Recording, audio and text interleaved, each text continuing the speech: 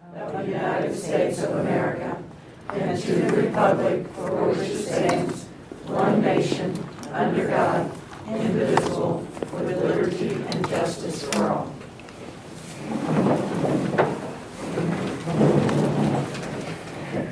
Okay, first on the agenda is the approval of the agenda. I move to approve the agenda of the October 15, 2012 regular meeting as presented. I have a motion and a second. All in favor, say aye. Aye. Opposed? Motion carries. Next, we have the approval of the consent agenda items. I move to approve the consent agenda items as presented. Second.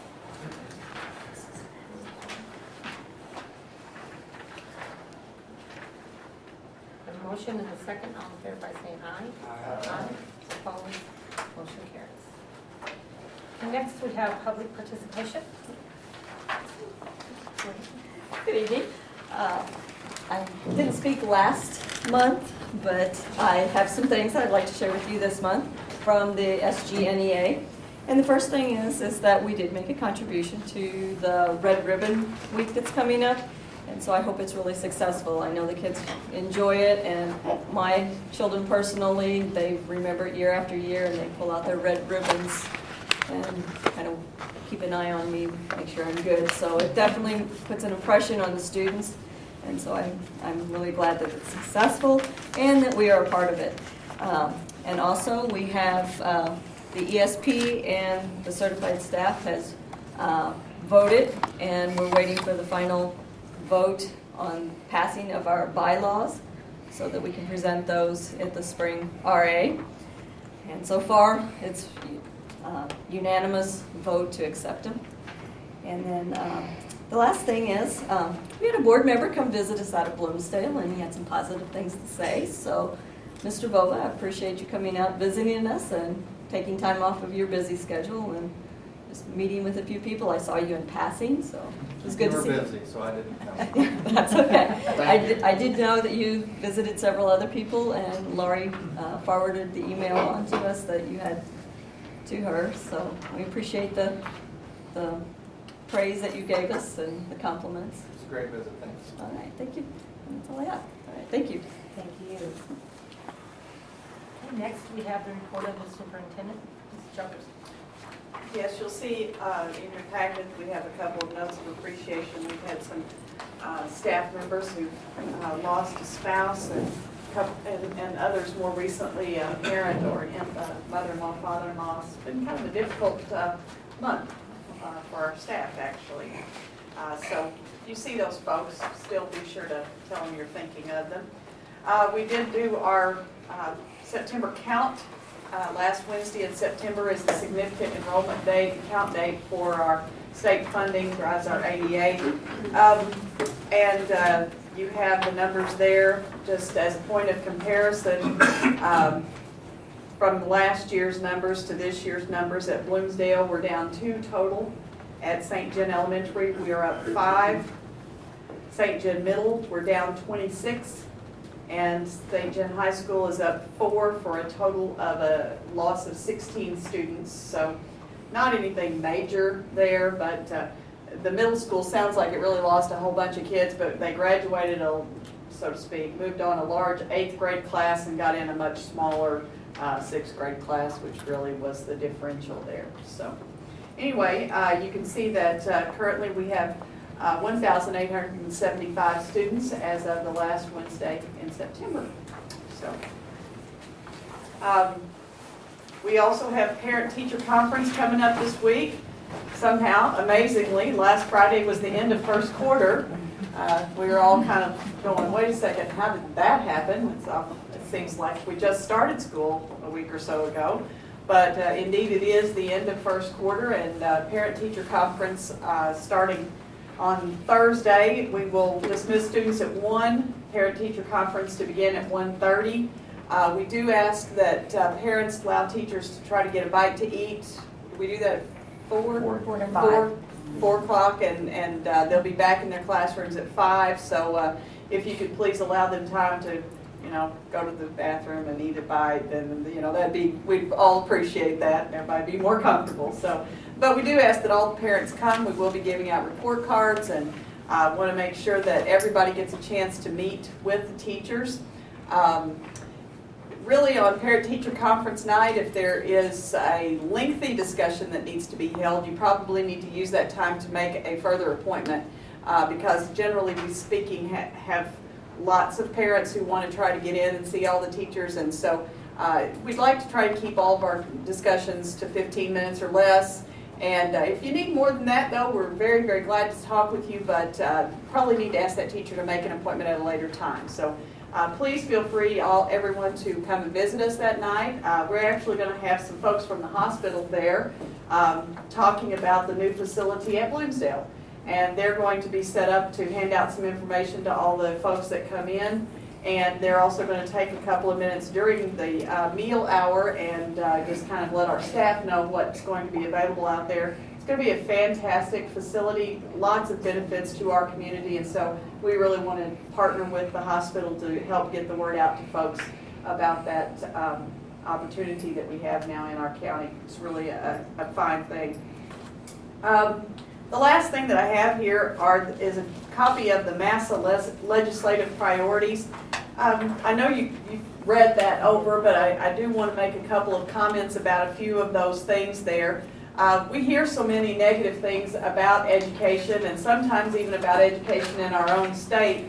But when you look at the performance of Missouri as a whole, when you compare our state, which gives the ACT test to lots and lots of, a pretty high proportion of our kids.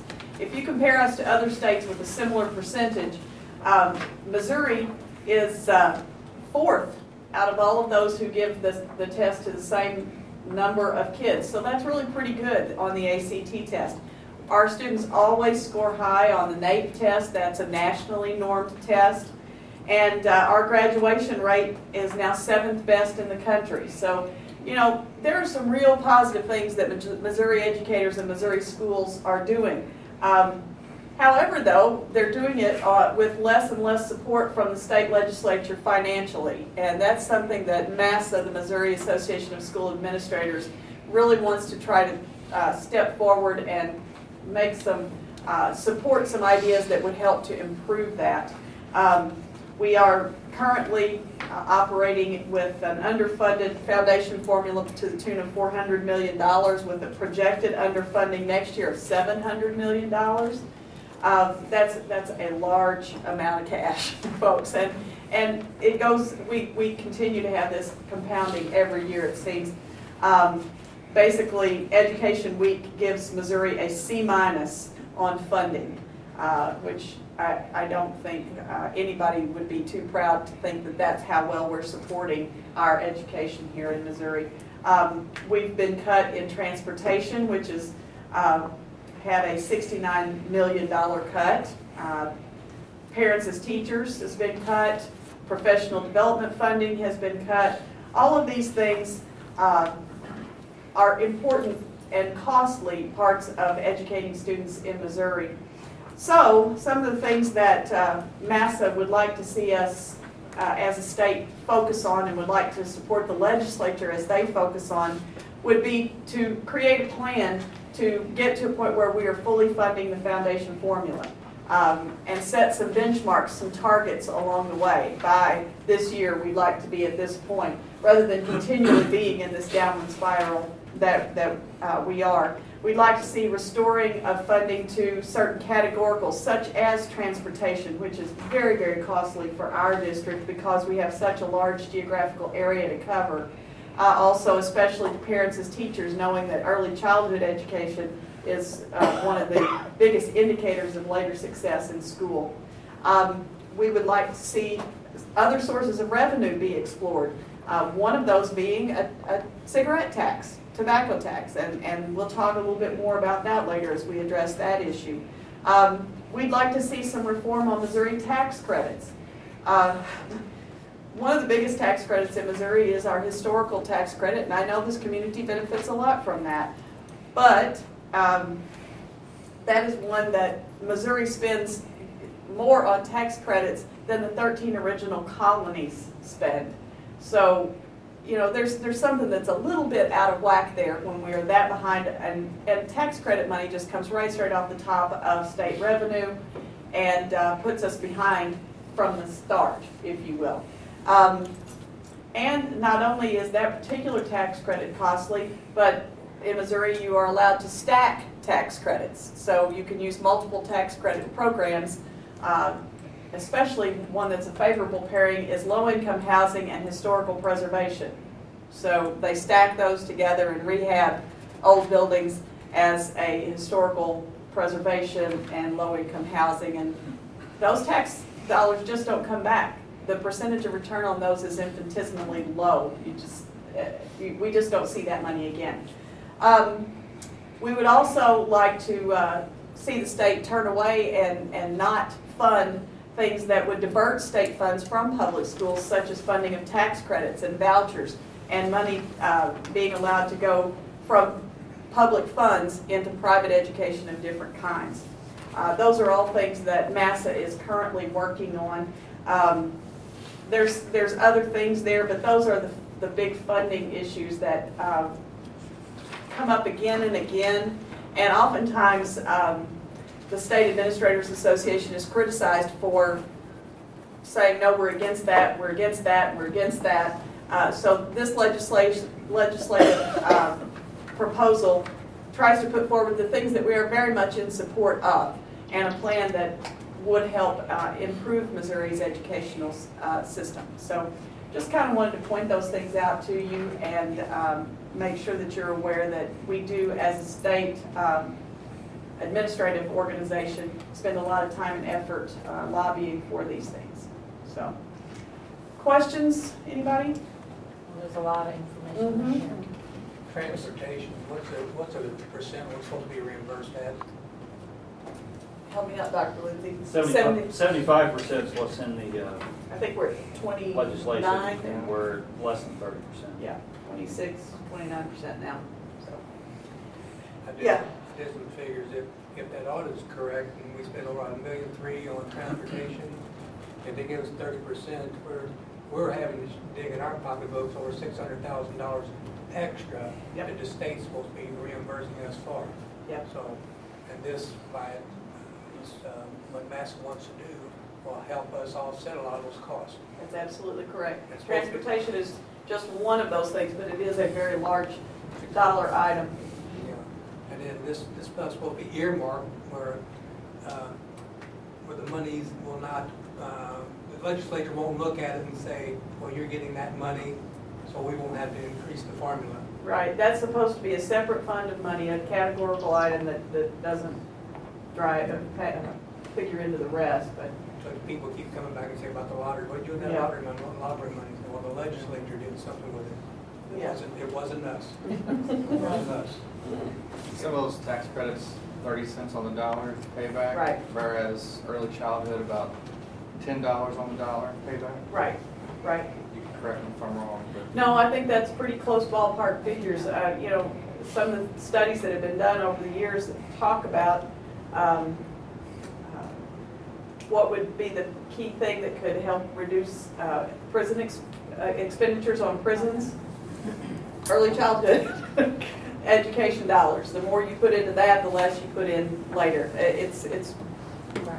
you know, very, very key and very linked together. So. Thank you. Anyone else? Okay, we'll move on to unfinished business. First is the library media services review. Yes, you have that in your packet, and typically we've been doing these reviews as a consent agenda item, and Ms. Varner had asked us that if we could pull this out into our open session because she does, it's not making any secret of the fact that she anticipates retirement at the end of the year, and she wanted a chance to visit with you all again before she retired. But then she called me this morning and she could barely croak. She has a terrible sinus infection and the last time, and possibly pneumonia. She's you know, so she's decided that it would be better to stay home this evening and apologized greatly for not being here to talk to you about her program. You know that she is the biggest cheerleader we have for library services and for maintaining those at a very high quality. And I think that there's not anyone that would argue that our research and fiction selections are of the highest quality, and you know, I put ours up against any school around, really and truly. She does a fantastic job. And over the years, any time that I have had a question of, hey, could somebody please find out about this, man, those ladies are on it.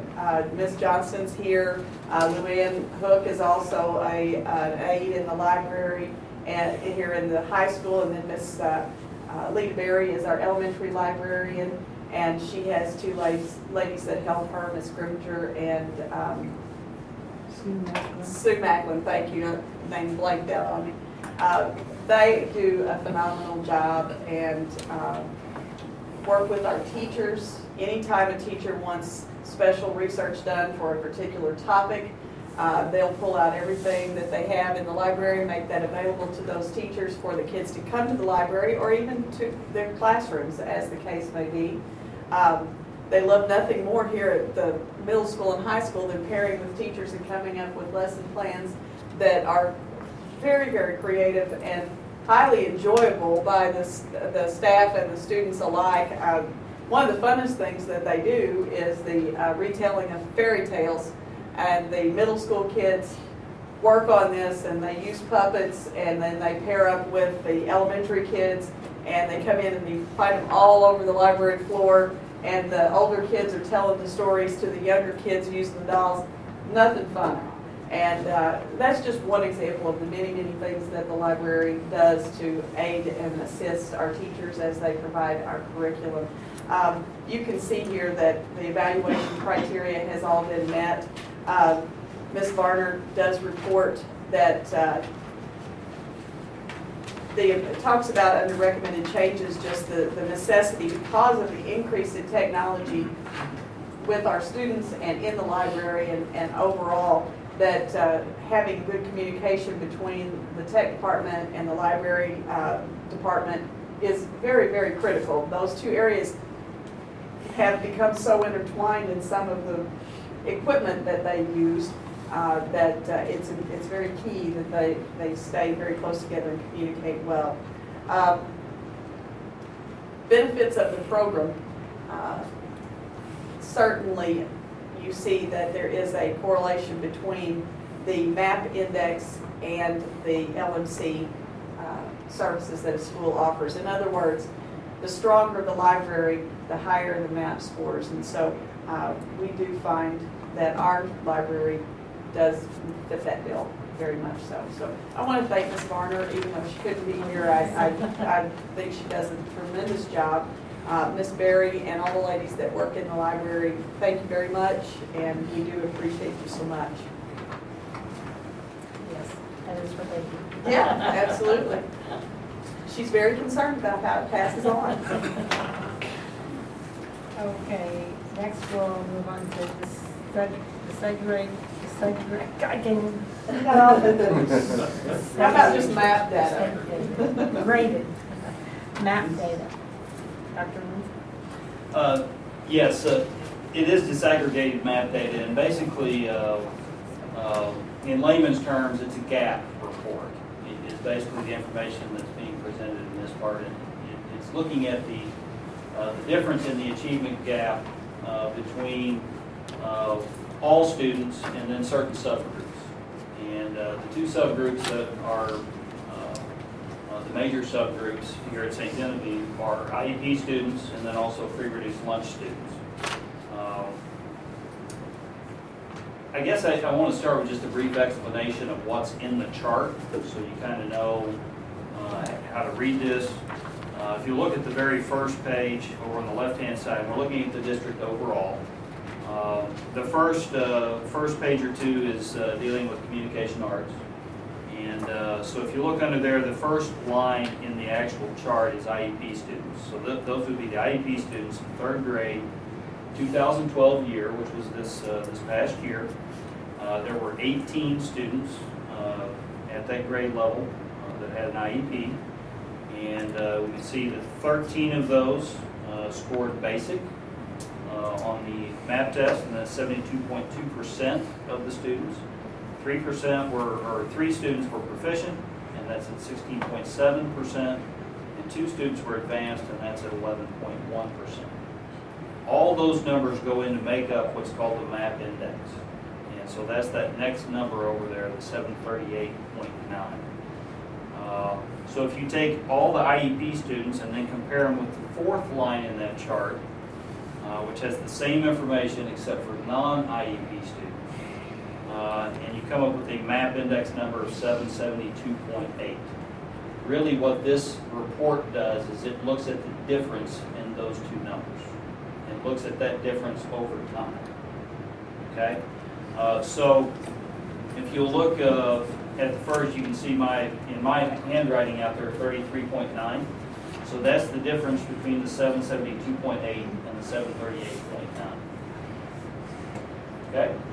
And then if you look at the 2nd and 3rd line, it's the same kind of information, only based on free reduced lunch. So comparing free reduced lunch students to those that are non-free reduced lunch students. That's done at each grade level. Also mathematics, science, social studies. Okay, so all that information, all this is data that is pulled off of the DESE website for our district for last year. Okay, then if you'll flip on to where the bar graphs start, then basically that looks at that data. And remember, back on that very first line, the difference was 33.9. If you look at the very first bar graph on the far left-hand side, grade 3, communication arts, IEP students versus non-IEP students, the 33.9 number is down there for 2012. Everyone see that? Then if you'll look, the prior years, that gap is listed. And that goes on for 4th grade, 5th grade, 6th grade, 7th grade, and so on, up through English 2, and then also English 1. Okay? So basically, it's what you would like to see as a closing of the gap between the 2 groups. And that may be more important with new MSIP 5 requirements for what's called the super subgroup. We'll know a little bit more about that later this month, about how all that's going to work, and where we're going to stand as a district with respect to the new annual performance report that's going to be a part of MSIP 5. Okay? Basically what we've done here though is to look at that data over time to see where what the gaps are. It's nice to have 5 or 6 years of data so where you can see trends, see areas that maybe need some improvements, some things that we need to work on, areas that we're doing well. It's not, believe me, it's not unusual. As a matter of fact, it's the norm that there is a gap between IEP students and non-IEP students, and that there is a gap between free reduced lunch students and non-free reduced lunch students. That is very well documented. It's not particular to St. Genevieve R2. That's a statewide trend, nationwide trend. The second page of the charts would be the math gap analysis. And I won't go through each of these individually. You can look at those. If you have questions, I'll be happy to try to answer those. Then you have science. Then you get to free reduced lunch, non-free reduced lunch.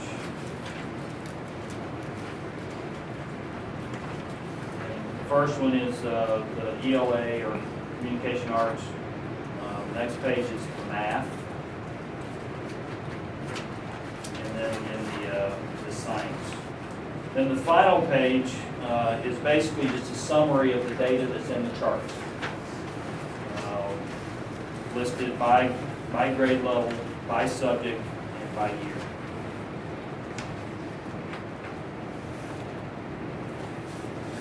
Obviously, there's a variety of things that we do at each level to try to close that gap.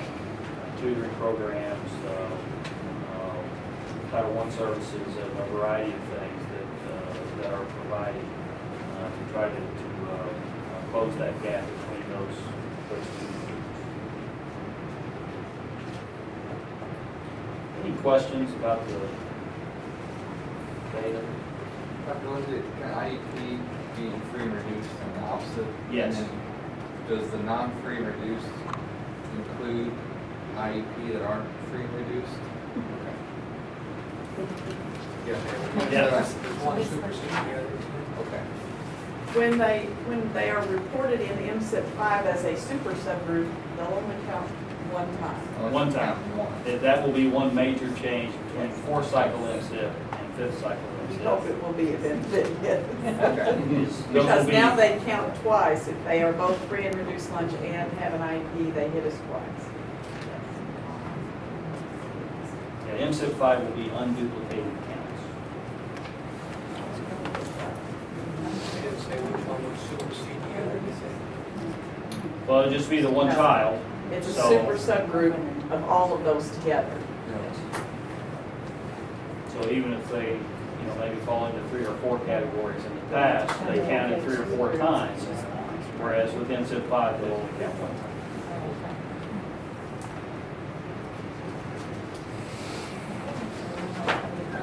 Okay, we'll move on to new business. First is Proposition B, resolution.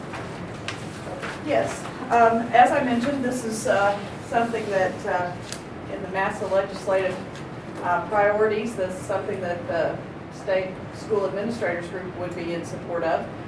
Proposition B, you may have seen the signs.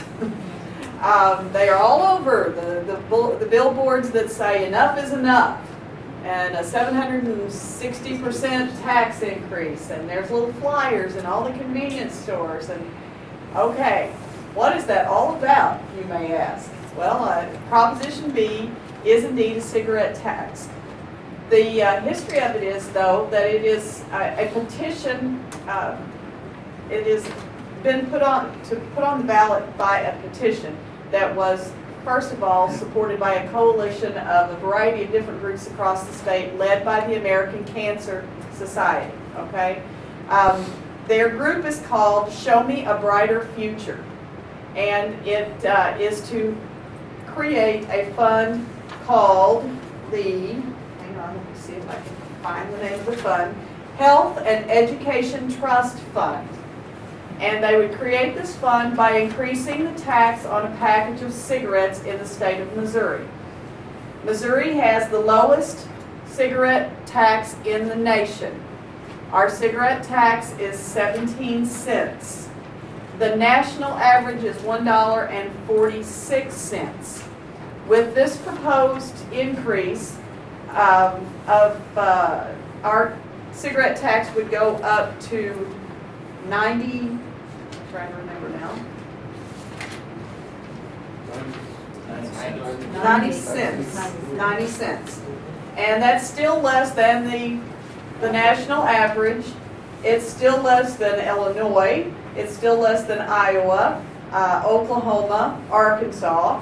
All would still be above Missouri. We would, instead of being the lowest, it would move us to the 33rd position, which is much more in the middle of the pack.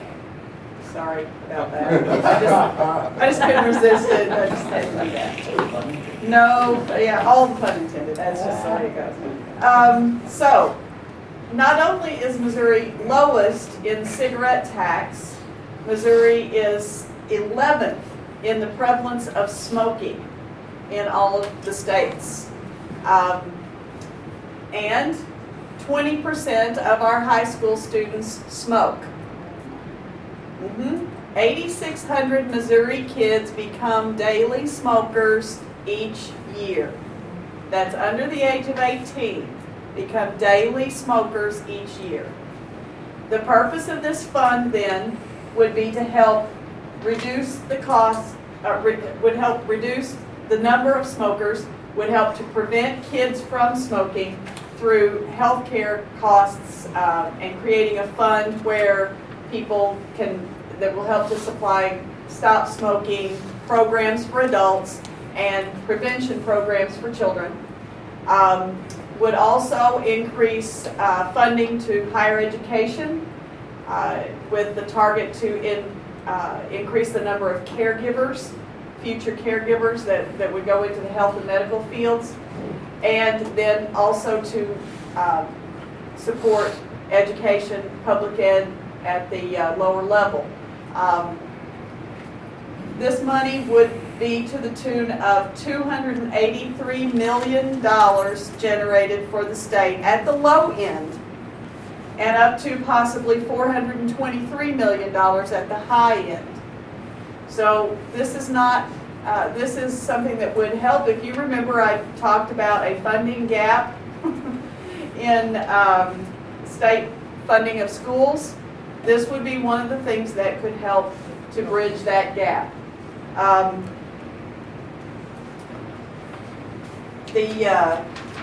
To our district, just to our district alone, it would mean an increase of $304,791 on the low side to $455,571 on the high side.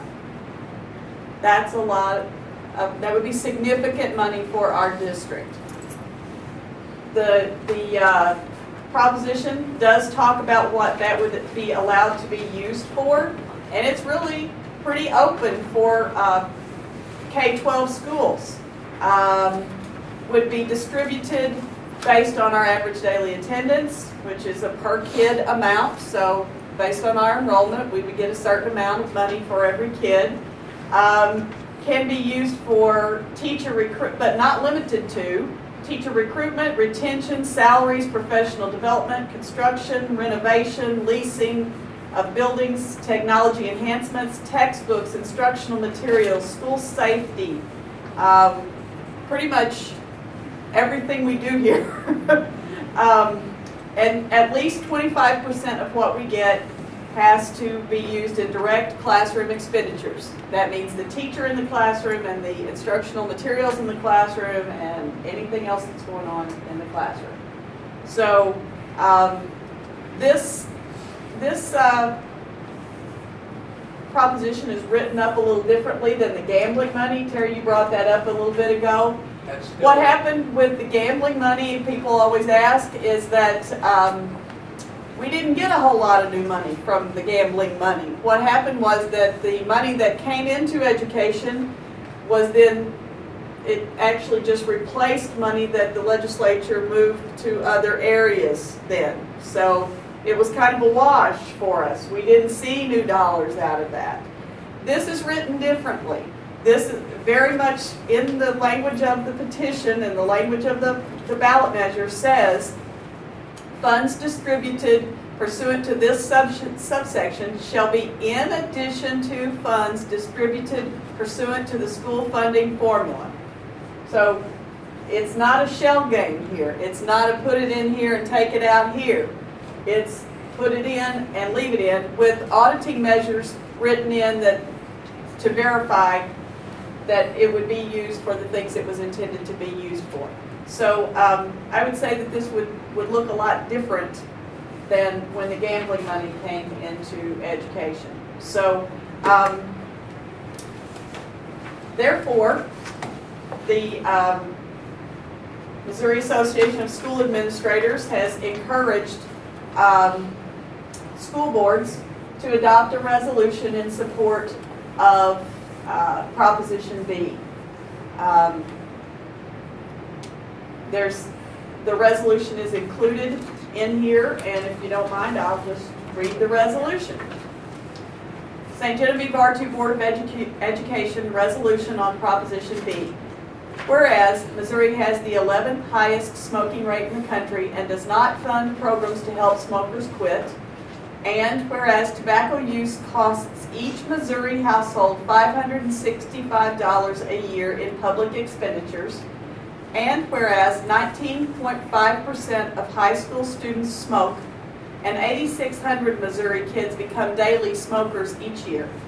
And whereas Missouri has the lowest tobacco tax in the United States, and whereas Proposition B would generate $283 million annually in new revenue for the state through a 73-cent tax increase per pack on cigarettes and an increased tax on other tobacco products, and whereas revenue from Proposition B not only would provide new funding for tobacco prevention and cessation programs, but would also provide millions of dollars in new revenue for Missouri's public schools, colleges, and universities, and whereas the new funding for public education would help prevent staff reductions and increased classroom sizes in school districts throughout the state, therefore, the St. Genevieve R2 Board of Education does hereby support Proposition B that will appear on the November 2012 ballot in Missouri. So, I ask now that you all consider approving that resolution. I move to approve the resolution in support of Proposition B. Second. Motion and a second, all in favor by saying aye. Aye. And you'll notice just recently they have a new commercial Oh, really? on television about the lottery and how kids get to go to college. Oh, I did, yes, I did see It's a that. new one that's out. Interesting. It's really, Yeah. really different. Yeah. Ms. Christina, one of the facts I have here is that since 2002, 47 states, the District of Columbia, and U.S. territories have increased their cigarette tax rates more than 105 times in those 10 years. Missouri hasn't increased it once. Yep. We have stayed at a very low amount there. Just kind of for everyone's information, it is the convenience store lobbies that are supporting Proposition B. It's not even the tobacco companies.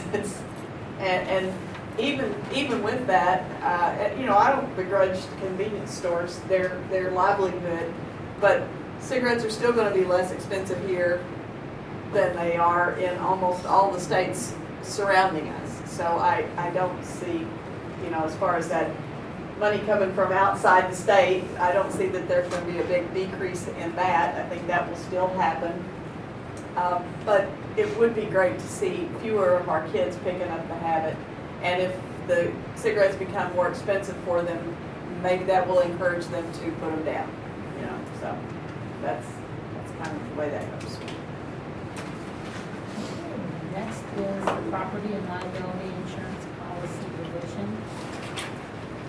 Back in June, or July, you all adopted a policy, EIA, property and liability insurance. And in the second paragraph of that, it stated the contract for insurance will be submitted to competitive bidding at least every 6 years. And that was in response to a new state statute that, for whatever reason, MSBA thought caused some conflict there about bidding insurance. Two independent legal firms have been asked to look at this, and both firms hold that Senate Bill 57, the new statute, clears up conflicts rather than creating new ones. It's their opinion that public school districts in Missouri that are members of music are clearly not required to seek competitive bids for liability insurance. Of course, a music member may seek bids whenever they wish. So I don't see the need to add that in there requiring us to do something. We can, if we wish, to look at bids. That's fine, but I don't want us to have to do that if we don't want to. So you have a current policy, a revised policy, and you have some more information actually on the back there. And so. I move to approve board policy EIA as recommended by the Missouri United School Insurance Council to remove the obligation to seek bids every 6 years. I have a motion and a second, all in favor by saying aye. Aye. Opposed? Next, we have the annual audit. There he is.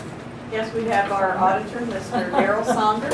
He's back in the back there, but he'll come up and join us and go over the audit. I believe all of you should have a copy of that. Everybody should have that. Thank you, Shelley. It's difficult to sit in the back room and read talking about all this stuff that's going on. I see a lot of the straight tax credits flow through our office. A lot of clients use them, and it's a very interesting process. One of the things that a lot of people don't recognize, right? Yeah, Indulge you for please, 30 seconds? we would be glad for you. Or could you indulge me for I will be 30 seconds? glad to indulge. The tax credits in Missouri work in a very interesting way. They're often used to develop or redevelop properties that have some significant value to history. And that's in the eye of the beholder, obviously. But those tax credits can be like that 30 or 40% you're talking about. And we, the developer, the builder, gets those credits. But typically, those individuals don't have enough tax to use those credits, which is what the common misperception is that I just got a 40 cents on the dollar tax credit. Well, I can't use it, but here's the interesting thing about that. I can turn around and sell it to Martha Bank at a discounted rate. So I can sell my $1 tax credit to her for 75 cents. She turns around and sells it to Eric, the consumer, for 95 cents. So they're a commodity, they're a piece of paper that can be sold. So I sell it at a discount to the bank sells it at a profit to an individual. And that is the part that really confuses me about it. Very confusing. So it's a commodity that's literally exchanged and traded. Kind of changes your view of it a little bit, doesn't it? Is it more lucrative in the metropolitan areas as opposed to more of a rural setting? I would say yes. Yeah, we are constantly inundated as a CPA firm. Our firm's fairly large in St. Louis. We are constantly being courted by banks who have tax credits for sale. It's very common. We'll get an email from we obviously have contacts with banks saying, hey, we got $5 million in straight tax credits to sell. You get them, you'll buy them for 92 cents on the dollar. So you pay me 92 cents, you get a $1 tax credit in Missouri. So not only are they being used to offset tax, but they're getting sold at discounts back and forth. I don't know why, I just want to tell you. Yeah, interesting. And I will, since we're talking taxes, I kind of fell for the 762% I'm telling you, tax increase going, what in the world can we be doing to raise taxes that much? When I found out, you're right, it is the convenience stores essentially that are funding. Yeah, they have all those little flyers. Oh, yeah, at every convenience store you go to. Well, that's the most exciting thing I have to tell you. Convenience stores don't have anything to lose with the sales tax because they collect it and send it off to the state. It's just decreased sales they're worried about. Right, that's exactly right. That's why the sales from out state, I don't think will be, They shouldn't they're be still gonna be selling cheaper for here. $10,000 anyway. Significantly. Yeah. Than Illinois. You are a bit of a border town. Yes. Kate is, you're right up the river. Go to West Quincy, near Quincy, Illinois. There are more gas stations, liquor stores, and cigarette stores across that bridge you can imagine. And it's a steady stream of people coming from Illinois to Missouri buys. That's part of it. Anyway, that's not why I'm here tonight.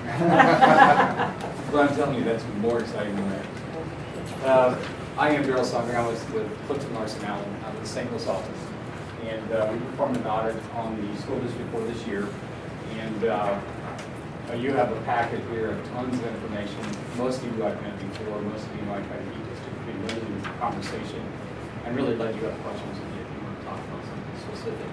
But what's most important is the auditor's report that is in this package. That's page 1 and 2. And that report talks about our view of your district's records and record-keeping approach in compliance with laws and regulations. And our report is what's called a clean audit report. It's the highest level of report that you can receive. Newspapers typically will refer to it as a clean audit. So So this is the same type of report you've had for many years. And in essence, what it is me speaking to you, the board, saying that the finances are recorded properly in the district. And this information is really basically the same information you receive periodically throughout the year. So there's been no changes, and everything is in good order in that area. We will talk a little more in a moment about some of the federal regulations and state regulations associated with the audit. But right now, from a financial aspect, from a financial statement aspect, revenues and expenditures, your information is correct. The next few pages are management's discussion and analysis. And that's something that Chris and Shelley put together, kind of giving you a narrative description of the activity during the year. I won't go through it with you in detail. In essence, it's information you already know, but it's worth looking at, kind of going back over to see what's going on from last year. One of the sad things about auditing is we're here talking to you a couple months after it's already passed. It is important that you have comfort in the accounting practices and the accounting approach in your district. But it's worth it. It is actually worth it. I'm going to jump to page 15. And 15 is the statement of revenues and disbursements. This is very much like what you're accustomed to seeing in your reports, and it's also almost the exact format that you report to the Department of Elementary and Secondary Education. Starts out with receipts. This year your receipts are around $24 million. 75% of that $24 million comes from local sources. Again, you're on the high side in the state of Missouri with respect to your ratio between state, local, federal, and other sources. 17% comes from the state of Missouri and 10% from the federal government. That federal government money, almost every penny passes through the state. So about 27% of your funds are controlled by the state. I shouldn't say it that way. Actually, a lot of your funds are controlled by the state. But 27% flow through with 17% being pure state money. Your disbursements this year were around $28 million. And the first thing you should notice is that's greater than your revenue. And that's apparent because you spent down your capital projects fund this year on finishing up other projects. So when you look at this statement, the uninformed reader might go, my goodness, you spent $5 million more than you took in. Well, it's on purpose, and it is the capital projects fund and appropriate. Your school purpose funds, that being the general and teachers fund, had around $22 million in revenue and had an increase in its fund balance of about $738,000 this year. That gets your fund balance up to about 3.9. You that have heard me speak before always caution you about fund balances. It's very important, particularly since you're so heavily reliant on local revenue, that you keep your fund balances at a very high level. Shelley mentioned that the state funding is going to be at a deficit approaching, it's not the proper term, but you know what I'm saying. It's not going to be fully funded for whatever that means at the state level right now. It's very important that you keep your fund balances strong in this particular environment right now. Now, the question that you're going to ask me later is what's the magic formula? I don't have that magic formula for you, but your cash flow needs to be sufficient to get you through those pretty lean months in November, December. The next several pages are our assistance in you preparing what's called footnotes for the financial statement. And those footnotes give, again, kind of a narrative description of the numbers that we've presented to you. Well, one thing that I hate to mention to you almost every year is we also audit the foundation. Okay, the foundation information is presented in a very small format. Back a couple pages before, it had around 400+ thousand in revenue and 400+ thousand in expenses.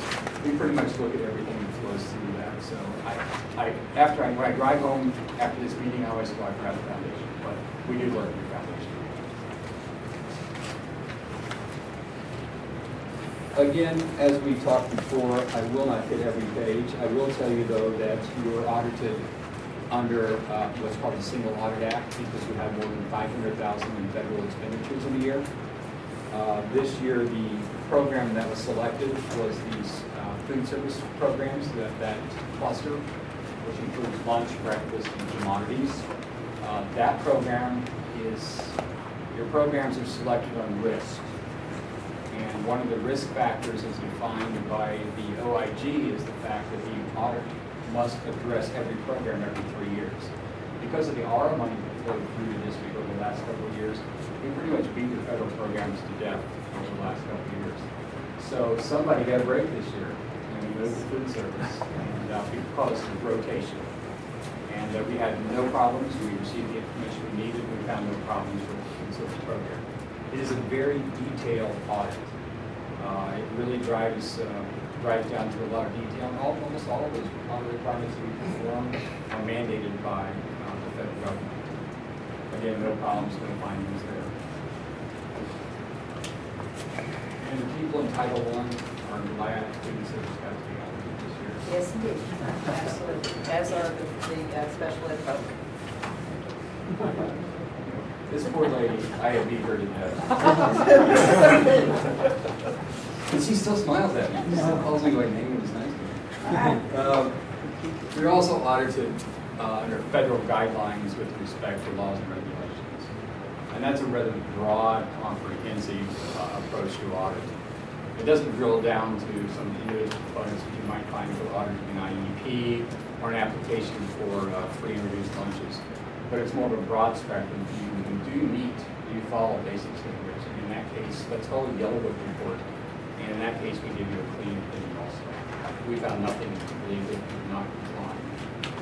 Last but not least, the state of Missouri gets involved.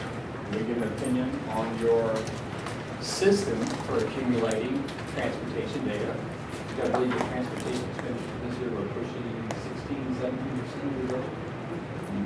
Pretty high level of transportation costs. I'm just kind of following up the conversation that we had earlier. But with respect to attendance and transportation and the accumulation of that data, we make a statement that we feel your system is adequate and the information you provide to the state is fair. That's kind of just a real fast overview of what we do. Just to kind of give you some required information, you will find another piece of correspondence. It may be bound separately, or the district may have bound it together for you that talks about our responsibilities and the process that we go through. Our responsibilities are not unlike what I already told you. You, the board, hire us to come in and give an opinion. And we don't prepare anything. We do not do any of the reconciliation in the district. We audit what they do. And that is their responsibility to maintain records. It's our responsibility to determine whether they're fair. We didn't have to consult outside counsel. We did not have to go through any lawyers to ask if things are correct. We had no disagreements. The information we requested was given to us timely and was correct. And there's some other things in that letter that I would extract out overall. So I'm going to have to go back and refer to it real quick.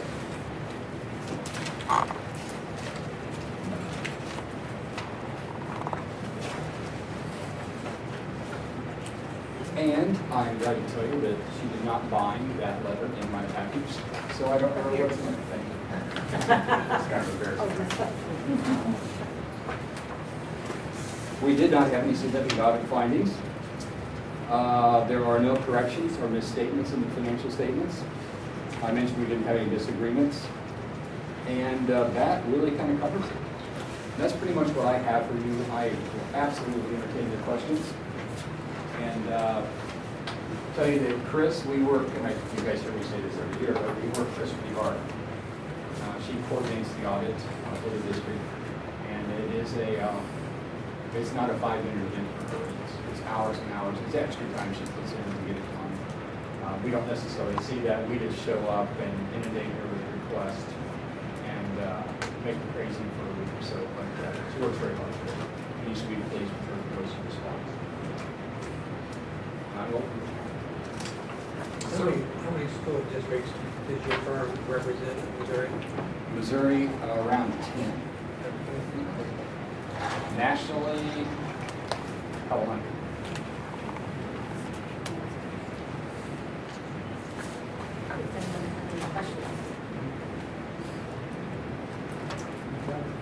I'm guessing I'm going to see more than firms.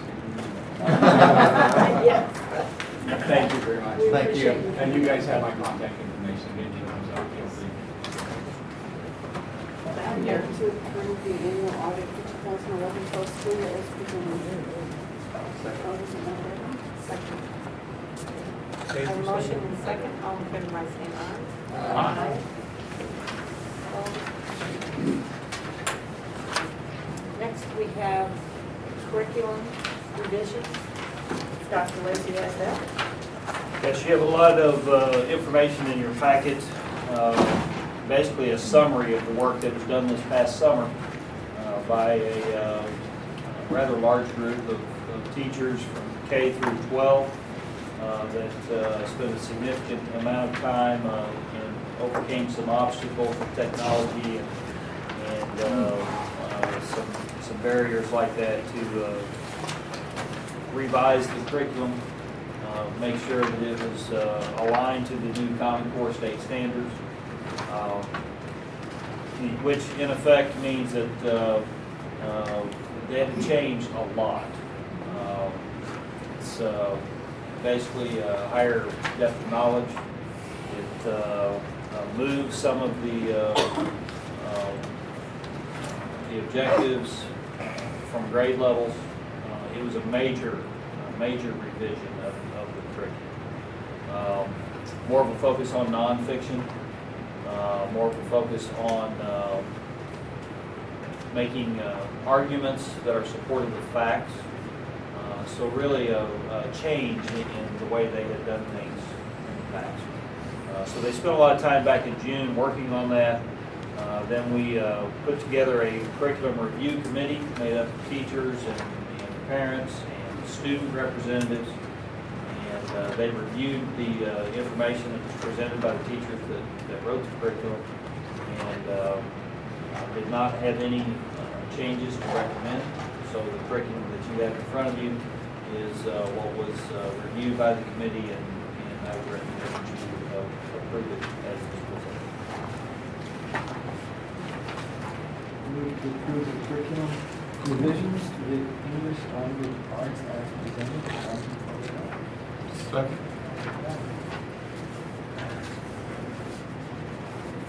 We have a motion and second. Everybody saying aye. Aye. Motion carries. Next is Mr. McGann.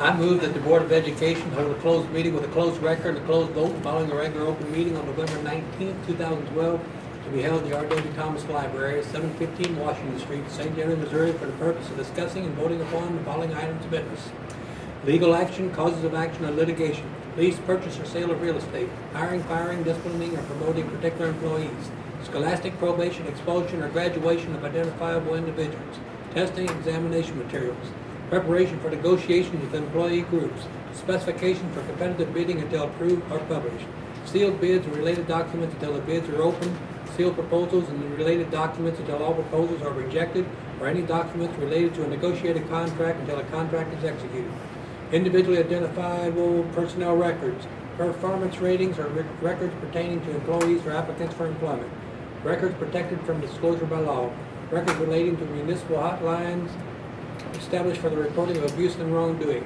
confidential and privileged communication with an auditor; existing or proposed security systems and structural plans of district property; records that identify and will allow unauthorized access to or unlawful disruption of the configuration of components or the operation of a computer, computer system, computer network, or telecommunications network; credit card numbers, personal identification numbers, digital certificates, physical and virtual keys, access codes, or authorization codes that are used to protect electronic transactions. I further move that notice of this meeting and its tentative agenda be posted as required by law. A motion to second, roll call, Eric Bosler, Yes. Dave Boga, Yes. Charlie Crowther, Yes. Joan Johnson, Yes.